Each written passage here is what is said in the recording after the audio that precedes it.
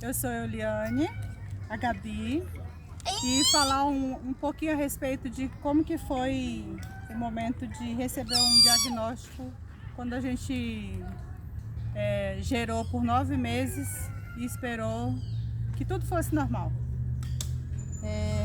A Gabi foi normal dentro do limite de 8 meses, quando a gente se deparou com algo que nós não sabíamos exatamente o que era, e o nosso médico que estava presente desde o momento do nascimento dela, o pediatra, ele não tinha conhecimento do que estava acontecendo de fato. Mas eu, como mãe do Joshua, eu sabia que havia alguma coisa diferente. Tinha alguma coisa errada, era isso que eu falava pro meu bem. Tem alguma coisa errada. Começou a acontecer algo diferente em relação ao acordar, quando ela acordava e ela tinha algo que hoje eu sei do que se tratava, mas naquele período ela abria os braços, em flexão e extensão, né? Ela abria os braços esticando e voltava com força como se ela estivesse abraçando o próprio corpo. E quando eu falei sobre isso com o pediatra, ele disse para mim que ela estava se espreguiçando. Isso ficou muito marcado na minha memória, porque não tinha como ser espreguiçando.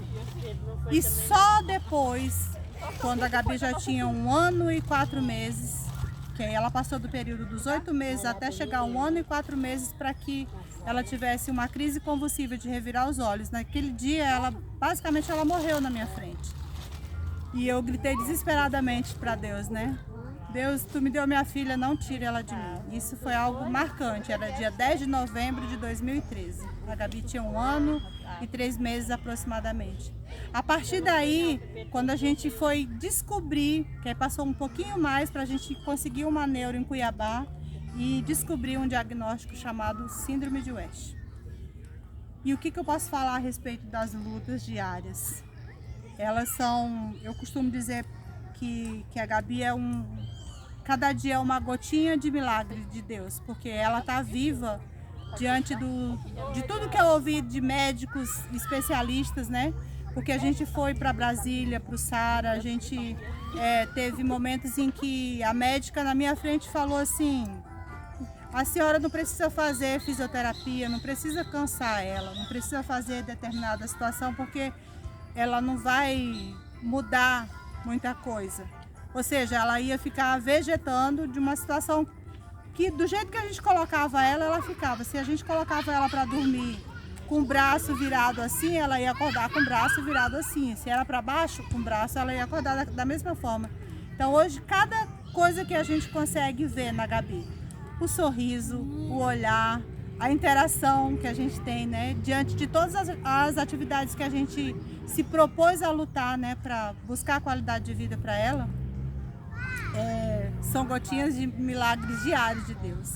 E por isso eu falo, ela está aqui hoje, é um milagre de Deus.